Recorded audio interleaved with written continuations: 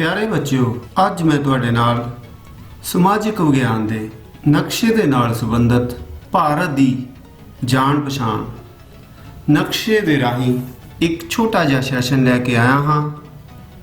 मैं हाँ तुहाडा अपना दविंदर शर्मा अध्यापक जिला कपूरथला तो। चलो बच्चों शुरू करते हाँ भारत दी नक्शे राही जान पछाण। इस तो पहला कि मैं भारत दी नक्शे राही जान पछाण की गल करा, मैं तुहानूं दसना चाहना हाँ कि ये जो नक्शा अज तुहाडे सामने है, इस नक्शे नूं राजनीतिक नक्शा कहा जाता है। इस नक्शे विच तुसीं की देख रहे हो?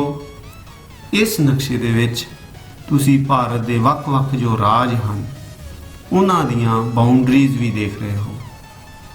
सो दूसरी जो नक्शे की किस्म है वो है ये नक्शा। इस नक्शे दे विच भारत दीयां अंतरराष्ट्रीय सरहदां तां बणीआं होईआं हन, पर भारत दे वख-वख राज्यां संबंधी कोई जानकारी नहीं है। अजिहे नक्शे नूं भौतिक नक्शा कहा जाता है। अंग्रेजी विच इस नूं फिजिकल मैप कहा जाता है। इस तो बाद बच्चों जो नैक्सट चीज़ है तुहाडे नाल शेयर करने वाली वो ये है कि बच्चों तुसीं अपनी जिंदगी दे विच सदा एक गल याद रखनी है कि नक्शे का जो उपर वाला पासा हुंदा है, मैं इस पासे की गल कर रहा हाँ बच्चों, नक्शे का जो ये वाला सिरा हुंदा है ये उत्तर दिशा हुंदा है। यह उत्तर दिशा हुंदा है। ये भारत दी उत्तर दिशा है ते ये भारत दी दक्षिण दिशा है। ये भारत दी पूर्व दी दिशा है, ये भारत दी पश्चिम दी दिशा है। सो ये चार दिशावां जो हन वो भारत दियां हन। पर मैं तुहानूं ये दसना चाहना हाँ कि ये वाली जो दिशा है तुसी चाहे किसी पासे नूं भी मूँह करके खड़े हो, जदों भी तुसी अपने हाथ विच नक्शा फड़ना है, मैप नूं पकड़ना है, तो याद रखना है कि जी ये वाली जो दिशा है जम्मू कश्मीर वाला जो पासा है जिसनूं असीं भारत का सिर भी आखदे हाँ, यह सदा ही उत्तर दिशा हुंदा है। सो बच्चों ये सी नक्शे संबंधी कुछ जानकारियां जिन्हां दे विच असीं देखिया कि एक राजनीतिक नक्शा हुंदा है अते एक भौतिक नक्शा हुंदा है। इस तो बाद बच्चों हुण आपां अगे चलदे हाँ, आपां देखदे हाँ कि अपने अगे फिर यह राजनीतिक नक्शा है। सो आपां इस विच की जानकारी प्राप्त करनी है। लो बच्चों पेश है आपां भारत दे गुआंढी देशां संबंधी जानकारी जो है वो प्राप्त करनी है। सो आपां सब तो पहला अपना जो गुआंढी मुल्क है उस बारे गल करते हाँ। लो बच्चों इस देश का नाम है चीन। ये भारत के उत्तर दिशा दे विच स्थित है और बहुत ताकतवर देश है। इसका नाम है चीन। इंग्लिश विच इसनूं चाइना कहंदे हन अते इसकी राजधानी का नाम बीजिंग है। इस तो बाद जदों असीं दूसरे देश की गल करते हाँ तो इस देश का नाम है नेपाल। ये भी साडा गुआंढी देश है। इसकी राजधानी का नाम काठमांडू है। इस तो बाद बच्चों जदों असीं अगे चल के देखते हाँ तो पूरब दे विच एक होर देश है। ये भी साडा दोस्त मुल्क है, साडा दोस्त है। इस देश का नाम है भूटान अते इसकी राजधानी जो है वो है थिम्पू। इस तो बाद बच्चों अगे असीं की देखते हाँ कि ये पीले रंग दे विच जो देश है इसका नाम है म्यांमार। पिछले समयां विच बच्चों इसनूं बर्मा भी कहा जाता सी। इसकी राजधानी का नाम बच्चों है नैपीटा जो कि 2005 दे विच बनी सी। इस तो बाद बच्चों जदों आपां अगे देखते हाँ बिल्कुल पूर्व दे विच साडा एक होर पड़ोसी देश है, गुआंढी देश है जिसका नाम है बांग्लादेश। ठीक है बच्चों, बांग्लादेश इसकी राजधानी का नाम ਢਾਕਾ ਹੈ। ਇੱਥੋਂ ਦਾ ਰੇਸ਼ਮ ਬੱਚਿਓ ਪੂਰੀ ਦੁਨੀਆ ਦੇ ਵਿੱਚ ਮਸ਼ਹੂਰ ਹੁੰਦਾ ਸੀ। ਇਸ ਤੋਂ ਬਾਅਦ ਬੱਚਿਓ ਅਸੀਂ ਆਪਣੇ ਦੱਖਣ ਦੇ ਵਿੱਚ ਕੀ ਦੇਖਦੇ ਹਾਂ, ਇਹ ਇੱਕ ਦੇਸ਼ ਹੈ ਜਿਸ ਦਾ ਨਾਮ ਹੈ ਸ਼੍ਰੀਲੰਕਾ। ਸੋ ਇਸ ਦੀ ਰਾਜਧਾਨੀ ਦਾ ਨਾਮ ਬੱਚਿਓ ਕੋਲੰਬੋ ਹੈ। ਇਸ ਤੋਂ ਬਾਅਦ ਬੱਚਿਓ ਹੁਣ ਆਪਾਂ ਆਪਣੇ ਪੱਛਮ ਵਿੱਚ ਆਉਂਦੇ ਹਾਂ। ਪੱਛਮ ਵਿੱਚ ਜੋ ਇਹ ਦੇਸ਼ ਹੈ ਇਸ ਦਾ ਨਾਮ ਹੈ ਅਫਗਾਨਿਸਤਾਨ। ਇਸ ਨਾਲ ਵੀ ਸਾਡੇ ਸੰਬੰਧ ਕਾਫੀ ਚੰਗੇ ਹਨ। ਇਸ ਤੋਂ ਬਾਅਦ ਬੱਚਿਓ ਅਖੀਰ ਦੇ ਵਿੱਚ ਇੱਕ ਦੇਸ਼ ਰਹਿ ਗਿਆ ਹੈ, ਉਸ ਦੇਸ਼ ਦਾ ਨਾਮ ਹੈ ਪਾਕਿਸਤਾਨ। ਸੋ ਇਹ ਦੋ ਦੇਸ਼ ਸਾਡੇ ਪੱਛਮ ਦੇ ਵਿੱਚ ਸਥਿਤ ਹਨ। ਪਾਕਿਸਤਾਨ ਦੇ ਨਾਲ ਸਾਡੇ ਸੰਬੰਧ ਕੋਈ ਬਹੁਤੇ ਵਧੀਆ ਨਹੀਂ ਹਨ।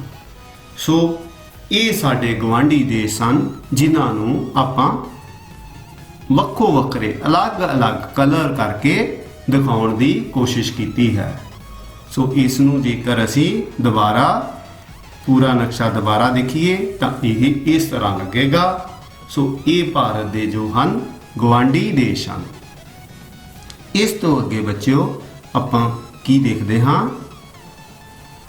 ਲੋ ਬੱਚਿਓ ਹੁਣ ਸਾਨੂੰ ਕੀ ਦੇਖਣਾ ਹੋਏਗਾ, ਅਸੀਂ ਬੰਗਲਾਦੇਸ਼ ਦੇ ਨਾਲ, ਬੰਗਲਾਦੇਸ਼ ਅਸੀਂ ਦੇਖਿਆ ਹੈ, ਹੁਣ ਅਸੀਂ ਬੰਗਲਾਦੇਸ਼ ਦੇ ਨਾਲ ਲੱਗਦੇ ਜਿਹੜੇ ਸਾਡੇ ਭਾਰਤ ਦੇ ਰਾਜ ਹਨ ਉਹ ਦੱਸਣੇ ਹਨ ਅਤੇ ਉਹਨਾਂ ਰਾਜਾਂ ਦੀਆਂ ਰਾਜਧਾਨੀਆਂ ਵੀ ਦੱਸਣੀਆਂ ਹਨ।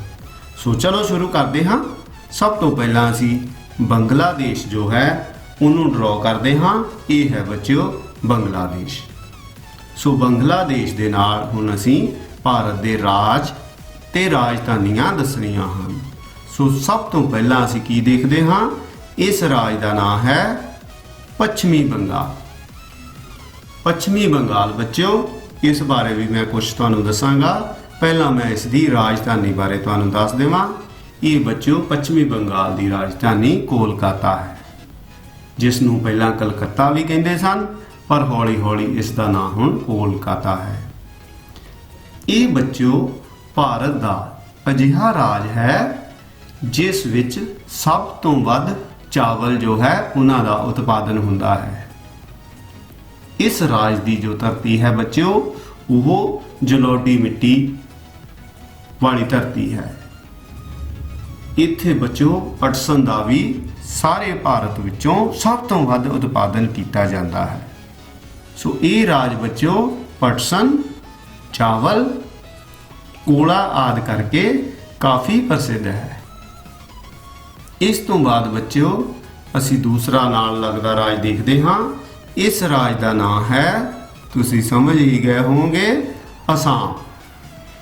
ਇਹ ਬੱਚਿਓ ਭਾਰਤ ਵਿੱਚ ਸਭ ਤੋਂ ਵੱਧ ਚਾਹ ਦਾ ਉਤਪਾਦਕ ਰਾਜ ਹੈ।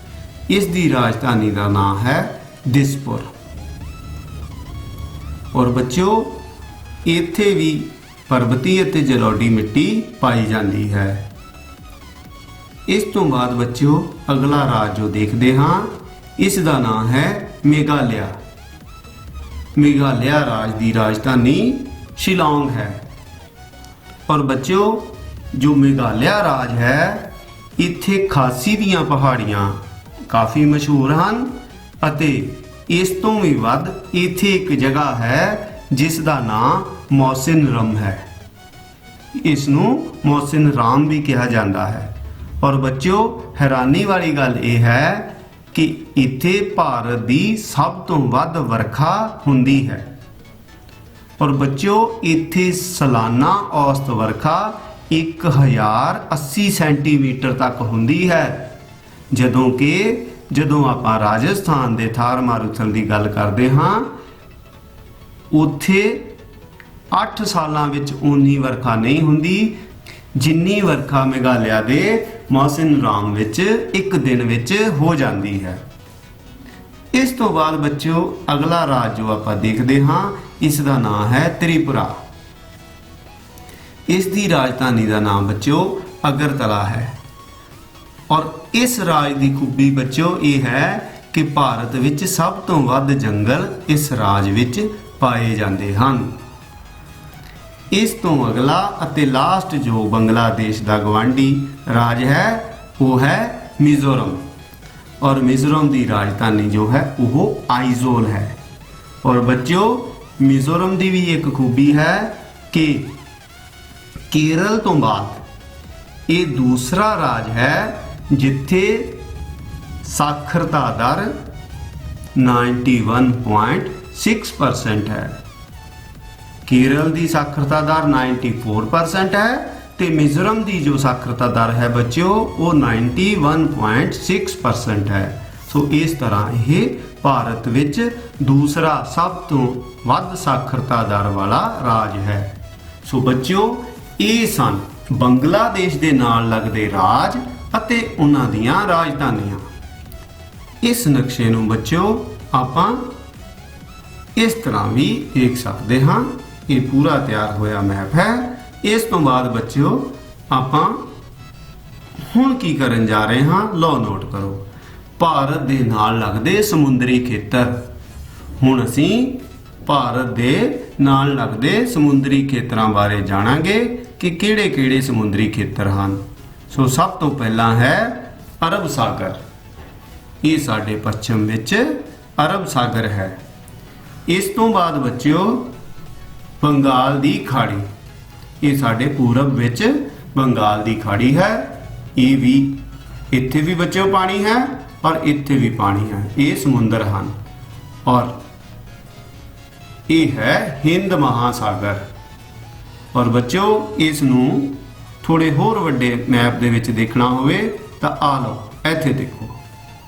ये है साडा भारत और साडे भारत दे विच ये बच्चों हिंद महासागर है।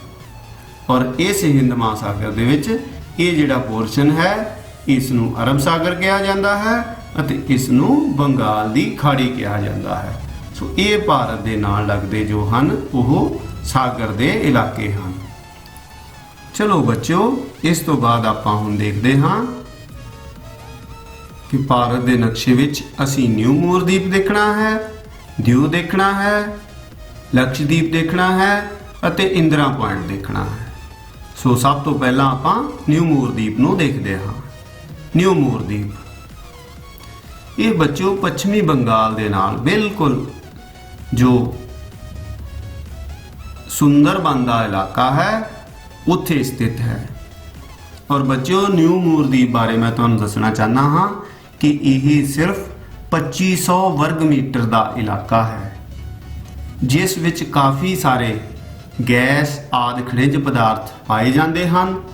ਅਤੇ ਇਹ ਭਾਰਤ ਤੇ ਬੰਗਲਾਦੇਸ਼ ਦੇ ਦਰਮਿਆਨ ਇੱਕ ਝਗੜੇ ਦਾ ਕਾਰਨ ਵੀ ਬਣਿਆ ਅਤੇ ਅੰਤਰਰਾਸ਼ਟਰੀ ਅਦਾਲਤ ਨੇ 2014 ਵਿੱਚ ਇਸ ਦਾ ਫੈਸਲਾ ਇਸ ਤਰ੍ਹਾਂ ਕੀਤਾ ਕਿ ਇਸ 2500 ਵਰਗ ਮੀਟਰ ਵਿੱਚੋਂ 600 ਵਰਗ ਮੀਟਰ ਭਾਰਤ ਨੂੰ ਅਤੇ 1900 ਵਰਗ ਮੀਟਰ ਬੰਗਲਾਦੇਸ਼ ਨੂੰ ਦੇ ਦਿੱਤਾ ਗਿਆ। ਸੋ ਬੱਚਿਓ ਇਹ ਸਮੁੰਦਰ ਤਲ ਤੋਂ ਸਿਰਫ 2.5 ਮੀਟਰ ਉੱਚਾ ਇਲਾਕਾ ਹੈ ਜਿਹੜਾ ਜਵਾਰ ਭਾਟਾ ਆਉਣ ਤੇ दिन विच एक दो बार डुब जाता है पर इत्थे काफ़ी खनिज पदार्थ हैं। सो न्यू मोरदीप तो बाद आपां अगे देखते हाँ दीव। दीव बारे बच्चों ये दसना चाहना हाँ कि दीव दमन दादरा ते नगर हवेली पहला ये दो अलग अलग केंद्र शासित प्रदेश सन पर 26 जनवरी 2020 तो केंद्र सरकार ने इन्हां दोनों केंद्र शासित प्रदेशों नूं मर्ज करके एक केंद्र शासित प्रदेश बना दिता है। इस तरह हुण भारत दे कुल 8 केंद्र शासित प्रदेश हैं। इस तो बाद बच्चों आपां देखते हाँ लक्षद्वीप। ये है बच्चों लक्षद्वीप। जदों बच्चों आपां लक्षद्वीप की गल करते हाँ तो यह दक्षिण पूर्वी अरब सागर दे विच बच्चों स्थित है। और बच्चों यह कुल 25 छोटे छोटे द्वीप हैं। सो इस तो बाद बच्चों आपां देखते हाँ इंदिरा पॉइंट। लो बच्चों ये है इंदिरा पॉइंट। इंदिरा पॉइंट बारे बच्चों ये जानकारी है कि यह अंडेमान निकोबार द्वीप समूह दे विच जो निकोबार जिला है उसका एक छोटा जिहा पिंड है।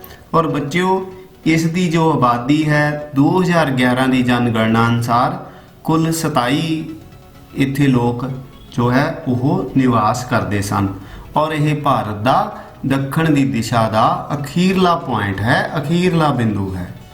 इस तो बाद बच्चों आप देखते हाँ ये है भारत की कर्क रेखा। बच्चों ये है भारत की कर्क रेखा। यह भारत नूं उत्तर अते दक्षिण दो भागों के विच बच्चों वंडदी है।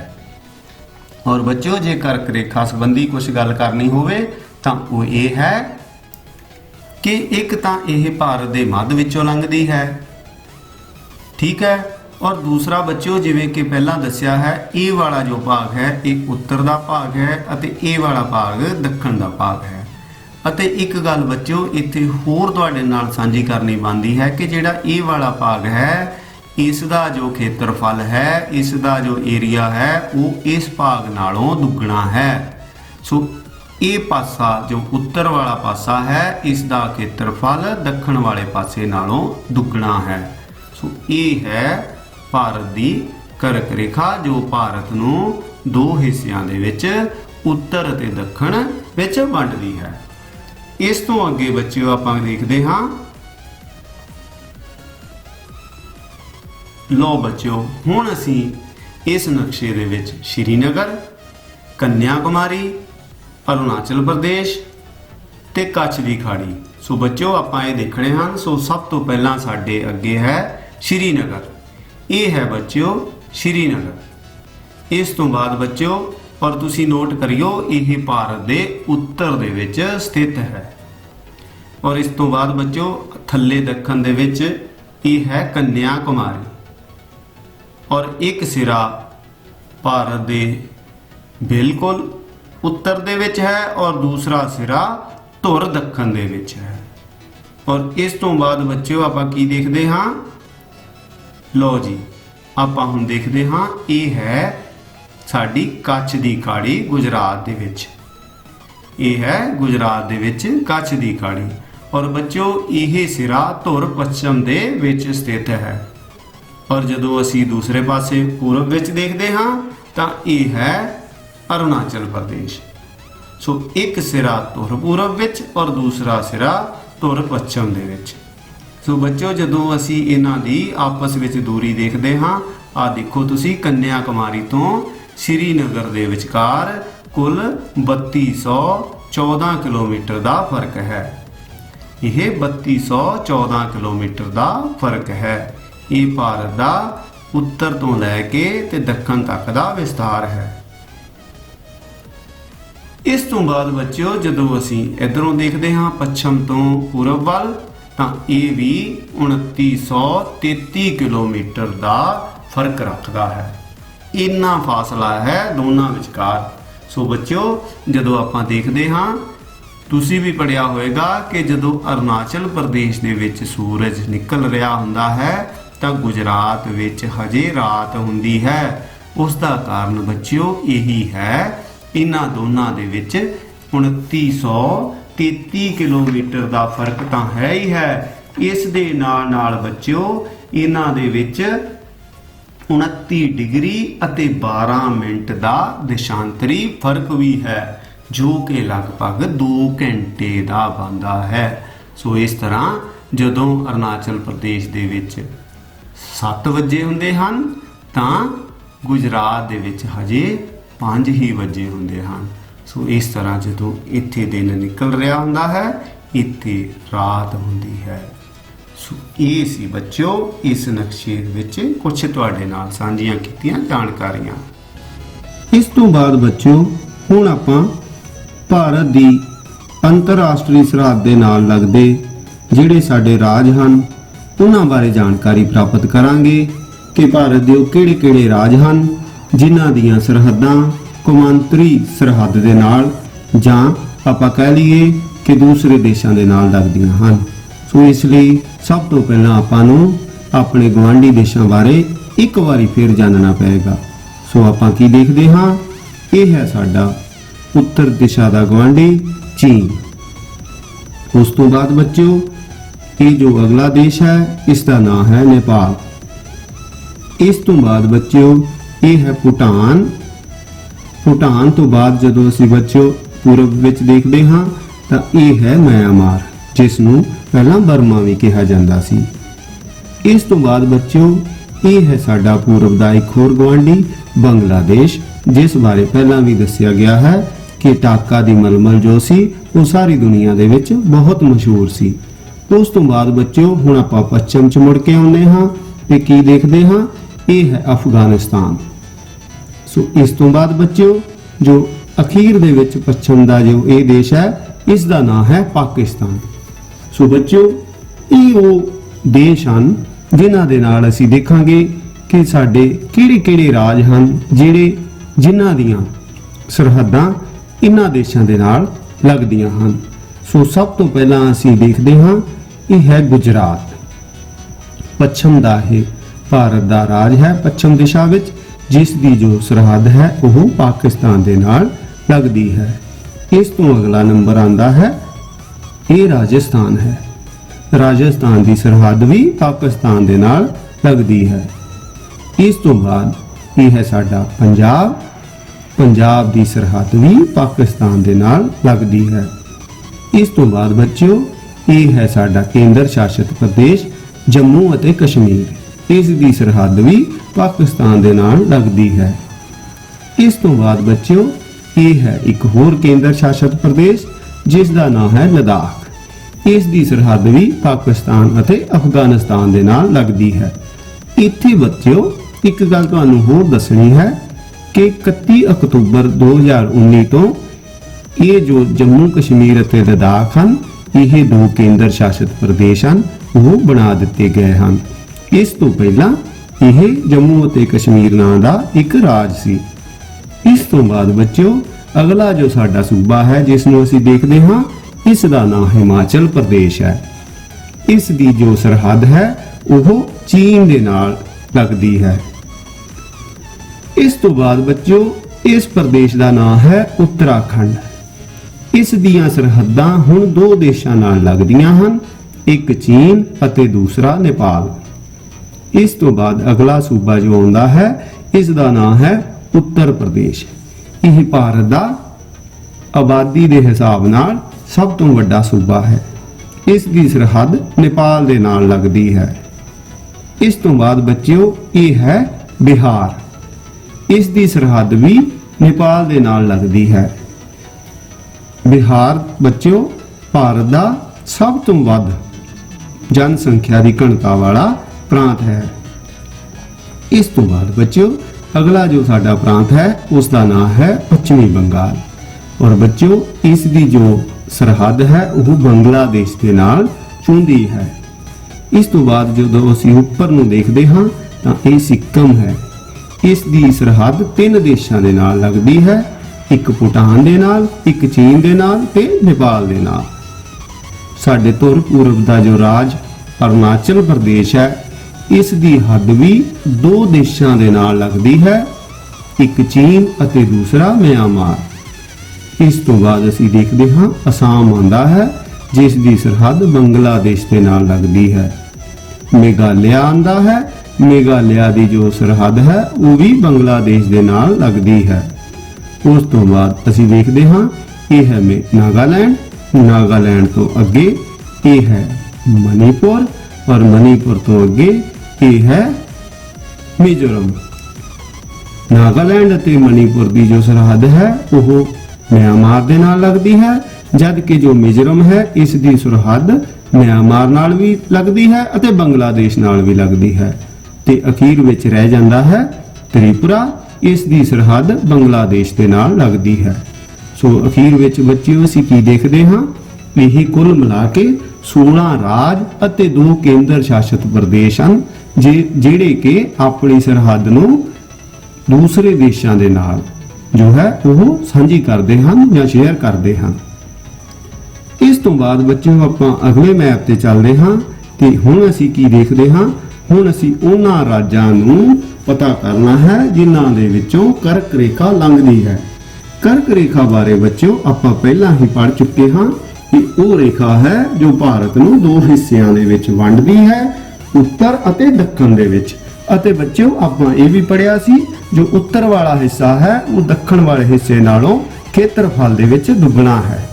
ਸੋ ਆਪਾਂ ਉਹ ਰਾਜ ਇੱਕ ਇੱਕ ਕਰਕੇ 8 ਦੇਖਦੇ ਹਾਂ ਕਿਹੜੇ ਕਿਹੜੇ ਹਨ। ਸਭ ਤੋਂ ਪਹਿਲਾਂ ਹੈ ਗੁਜਰਾਤ, ਜਿਸ ਵਿੱਚੋਂ ਦੀ ਕਰਕ ਰੇਖਾ ਲੰਘਦੀ ਹੈ। ਉਸ ਤੋਂ ਬਾਅਦ ਬੱਚਿਓ ਰਾਜਸਥਾਨ ਹੁੰਦਾ ਹੈ, ਜਿਸ ਦੇ ਕੁਝ ਛੋਟੇ ਜਿਹੇ ਹਿੱਸੇ ਵਿੱਚੋਂ ਜੋ ਕਰਕ ਰੇਖਾ ਹੈ ਲੰਘਦੀ ਹੈ। ਉਸ ਤੋਂ ਬਾਅਦ ਬੱਚਿਓ ਭਾਰਤ ਦਾ ਮੱਧ ਰਾਜ, ਜਿਸ ਨੂੰ ਮੱਧ ਪ੍ਰਦੇਸ਼ ਵੀ ਕਹਿੰਦੇ ਹਨ, ਉਸ ਵਿੱਚੋਂ ਵੀ ਕਰਕ ਰੇਖਾ ਗੁਜ਼ਰਦੀ ਹੈ। ਉਸ ਤੋਂ ਬਾਅਦ ਇਸ ਰਾਜ ਦਾ ਨਾਮ ਹੈ ਛੱਤੀਸਗੜ੍ਹ, ਜਿਸ ਵਿੱਚੋਂ ਕਰਕ ਰੇਖਾ ਲੰਘਦੀ ਹੈ। ਇਸ ਤੋਂ ਬਾਅਦ ਅਗਲਾ ਜੋ ਪ੍ਰਾਂਤ ਹੈ ਉਸ ਦਾ ਨਾਮ ਹੈ ਝਾਰਖੰਡ। ਇਸ ਤੋਂ ਬਾਅਦ ਜੋ ਅਗਲਾ ਪ੍ਰਾਂਤ ਹੈ ਉਸ ਦਾ ਨਾਮ ਹੈ ਪੱਛਮੀ ਬੰਗਾਲ। ਇਸ ਤੋਂ ਬਾਅਦ ਤ੍ਰਿਪੁਰਾ ਤੇ ਲਾਸਟ ਵਿੱਚ ਮਿਜ਼ੋਰਮ। ਸੋ ਇਹ ਬੱਚਿਓ ਕੁੱਲ 8 ਰਾਜ ਹਨ ਜਿਨ੍ਹਾਂ ਦੇ ਵਿੱਚੋਂ ਦੀ ਕਰਕ ਰੇਖਾ ਲੰਘਦੀ ਹੈ। ਸੋ ਬੱਚਿਓ ਇਸ ਤਰ੍ਹਾਂ ਆਪਾਂ ਜੇ ਦੇਖੀਏ ਤਾਂ ਇਸ ਸੈਸ਼ਨ ਦੇ ਵਿੱਚ ਆਪਾਂ ਕੀ ਪੜਿਆ। ਆਪਾਂ ਬੱਚਿਓ ਭਾਰਤ ਦਾ ਰਾਜਨੀਤਿਕ ਨਕਸ਼ਾ ਦੇਖਿਆ। ਉਸ ਤੋਂ ਬਾਅਦ ਬੱਚਿਓ ਆਪਾਂ ਭਾਰਤ ਦਾ ਭੌਤਿਕ ਨਕਸ਼ਾ ਵੀ ਦੇਖਿਆ। ਅਤੇ ਤੀਸਰੀ ਗੱਲ ਬੱਚਿਓ ਆਪਾਂ ਅੱਜ ਇਹ ਸਮਝੀ ਕਿ ਜੋ ਨਕਸ਼ਾ ਹੁੰਦਾ ਹੈ ਉਸ ਦਾ ਜੋ ਉੱਪਰ ਵਾਲਾ ਪਾਸਾ ਹੁੰਦਾ ਹੈ ਉਹ ਸਦਾ ਹੀ ਉੱਤਰ ਦਿਸ਼ਾ ਵੱਲ ਹੁੰਦਾ ਹੈ। ਇਸ ਤੋਂ ਬਾਅਦ ਬੱਚਿਓ ਆਪਾਂ ਭਾਰਤ ਦੇ ਗੁਆਂਢੀ ਦੇਸ਼ ਹਨ ਉਹਨਾਂ ਬਾਰੇ ਜਾਣਿਆ ਅਤੇ ਹਰੇਕ ਦੇਸ਼ ਨੂੰ ਵੱਖਰੇ ਵੱਖਰੇ ਰੰਗ ਦੇ ਨਾਲ ਦਿਖਾਉਣ ਦੀ ਕੋਸ਼ਿਸ਼ ਕੀਤੀ। ਇਸ ਤੋਂ ਬਾਅਦ ਬੱਚਿਓ ਅਸੀਂ ਬੰਗਲਾਦੇਸ਼ ਨਾਲ ਲੱਗਦੇ ਜਿੰਨੇ ਵੀ ਸਾਡੇ ਰਾਜ ਸਨ ਅਸੀਂ ਉਹਨਾਂ ਬਾਰੇ ਜਾਣਿਆ ਅਤੇ ਉਹਨਾਂ ਦੀਆਂ ਜੋ ਰਾਜਧਾਨੀਆਂ ਹਨ ਉਹਨਾਂ ਦੀ ਲੋਕੇਸ਼ਨ ਉਹ ਕਿੱਥੇ ਸਥਿਤ ਹਨ ਆਪਾਂ ਉਹ ਵੀ ਪੜਿਆ। ਉਸ ਤੋਂ ਬਾਅਦ ਬੱਚਿਓ ਆਪਾਂ ਭਾਰਤ ਦਾ ਜਿਹੜਾ ਹੈ ਜਲ ਸਾਗਰ ਹੈ, ਜਦੋਂ ਅਸੀਂ ਦੇਖਦੇ ਹਾਂ ਅਰਬ ਸਾਗਰ, ਬੰਗਾਲ ਦੀ ਖਾੜੀ ਜਾਂ ਹਿੰਦ ਮਹਾਸਾਗਰ, ਅਸੀਂ ਇਹਨਾਂ ਬਾਰੇ ਪੜਿਆ ਕਿ ਭਾਰਤ ਦੇ ਕਿਹੜੇ-ਕਿਹੜੇ ਇਲਾਕੇ ਹਨ ਜਿਹੜੇ ਸਮੁੰਦਰ ਦੇ ਨਾਲ ਲੱਗਦੇ ਹਨ। ਇਸ ਤੋਂ ਬਾਅਦ ਬੱਚਿਓ ਆਪਾਂ ਭਾਰਤ ਕਰਕ ਰੇਖਾ ਬਾਰੇ ਜਾਣਕਾਰੀ ਪ੍ਰਾਪਤ ਕੀਤੀ। ਸੋ ਬੱਚਿਓ ਇਸ ਸੈਸ਼ਨ ਦੇ ਵਿੱਚ ਬਸ ਇੰਨਾ ਹੀ। ਸੋ ਮੈਂ ਆਪਣੀ ਬਾਣੀ ਨੂੰ ਇੱਥੇ ਹੀ ਵਿਰਾਮ ਦਿੰਦਾ ਹਾਂ। ਤੁਹਾਡਾ ਸਾਰਿਆਂ ਦਾ ਬਹੁਤ ਬਹੁਤ ਧੰਨਵਾਦ। Thank you very much. ਆਪਣਾ ਖਿਆਲ ਰੱਖਿਓ ਬੱਚਿਓ। ਥੈਂਕ ਯੂ ਬੱਚਿਓ। ਗੁੱਡ ਲੱਕ ਬੱਚਿਓ।